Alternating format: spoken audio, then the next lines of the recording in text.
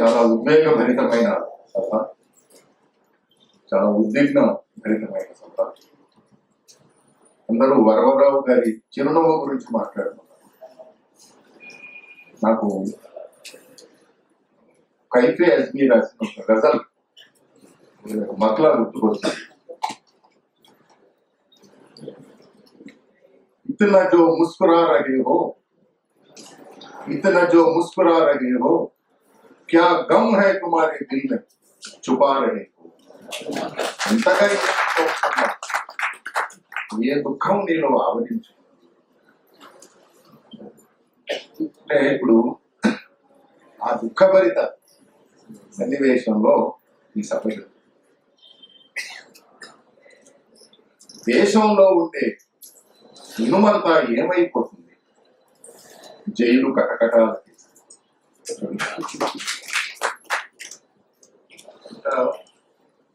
దానికి సార్ని నా 18వ ఏట నుంచి అభిమానించడం మొదలుపెట్టాను. అప్పుడే నేను చూసింది కూడా ఇక్కడే దోమలగూడలోని బస్తీన్నారు. మా నాయన సెక్రటరియట్ లో చెప్పరాసి.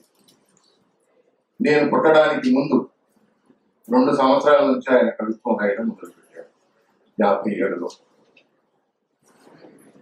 నేను ఓరియంటల్ కాలేజీలోకి వచ్చేసరికి ఇది ప్రాచీన సాహిత్యం, ఇక్కడే ఖండవల్లి లక్ష్మీరంజన్ గారి కళాశాల నల్లకొండ. ఆ ప్రాచీన సాహిత్యం, ఆ నల్లకొండ, ఆ శంకర మఠం, ఆ పువ్వులు, ఆ పూజలు, ఆ వేదమంత్రాలు,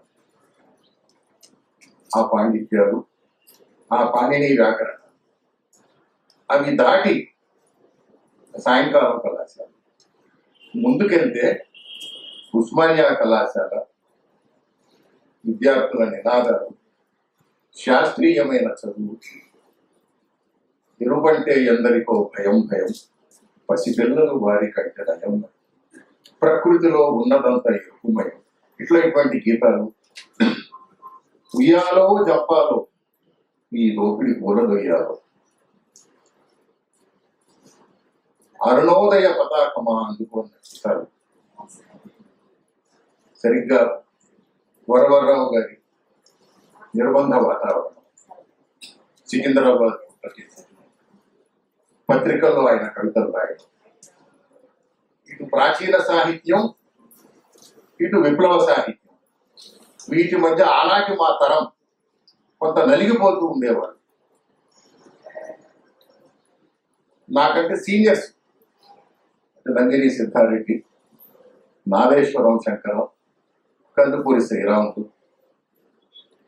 విజయరావు, గుడిహాలం రఘునాథం, ఇట్లా చాలా మంది ఉండేవారు. వీళ్ళందరి మీద వ్యవసాయం ప్రభావం ఉండేది, వరవరరావు గారి ప్రభావం ఉండేది. ఇది వాస్తవం. బహుశా పాణి ఆ వాడు రాసిన తొలి పుస్తకాలు చదివి ఉంటే ఆ ప్రభావాలు, ఆ పంక్తులు అవన్నీ కూడా తన పుస్తకంలో వచ్చి ఉండేవి. దాదాపు నేను ఒక 6 పేజీల మూల్యాంకనం చేశాను అకాడమిక్ గా, జాగ్రత్తగా. నేను అది చదివే ప్రయత్నం.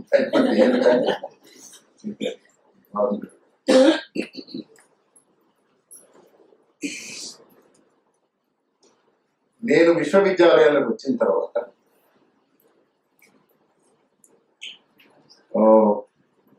పాఠ్య ప్రణాళిక మార్చాలని మేము అనుకుంటున్నాం. అందుకు శాఖాధిపతులు, పీఠాధిపతులు, కులపతులు, కులం వద్దు వద్దంటారు కానీ కులపతి ఉంటాడు, సహకరించారు. సరే, అట్లా మా నారాయణ రెడ్డి గారు అప్పుడు సార్ ఆధునిక కవిత్వం అంటే శ్రీశ్రీతోనే ఆగిపోతున్నారు. తర్వాత చాలా మంది ఉన్నారు సార్. ఎవరున్నారు చెప్పారు? ఉన్నారు సార్. అయితే నువ్వు ఒక జాబితా తయారు చేయాలి. అప్పుడు నేను ఒక జాబితా తయారు చేశాను. అందులో వేగంట మోహన్ ప్రసాద్ చిత్త, శివారెడ్డి గారి ఆసుపత్రి, దేవి ప్రియ అమ్మ చెట్టు, అజంతా స్వప్నలిపి, వరవరరావు గారి సముద్రం, అది మేము తెలుగు విశ్వవిద్యాలయంలో పాఠ్యాంశంగా ప్రవేశించాం. వరవరరావు గారిని ప్రతి తరం చదవాలి. ఈ దేశ పరిస్థితులు ఎలా ఉన్నాయో తెలుసుకోవాలంటే తప్పకుండా వరవరరావు గారిని చదివి తీరవలసింది. సముద్రం దీర్ఘకాలం, సముద్రం ఒక విప్లవోద్యమ జీవన ప్రతీక. ఏముంది సముద్రం?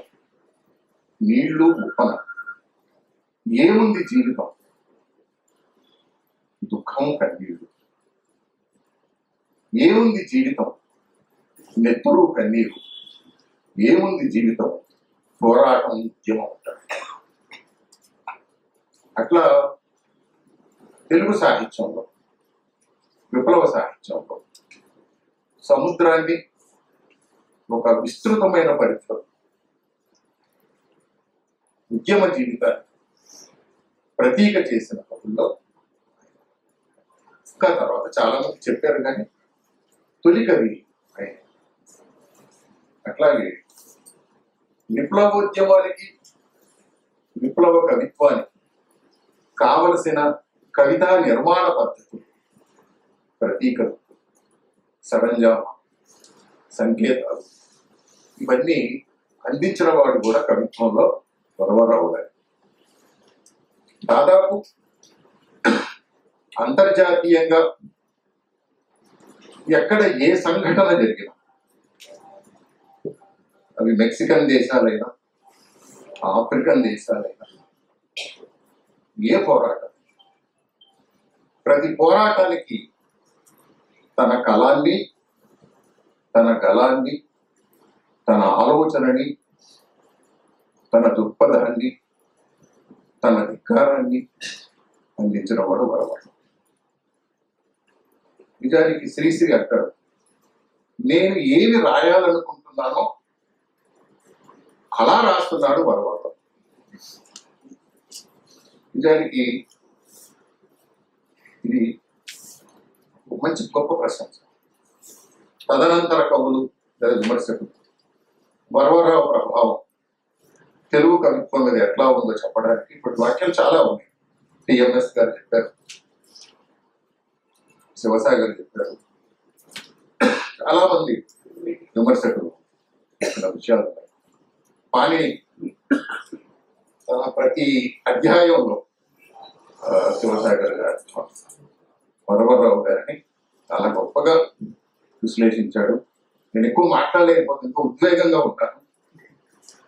ఈ సభకు వచ్చినందుకు, నాకు అవకాశం ఇచ్చినందుకు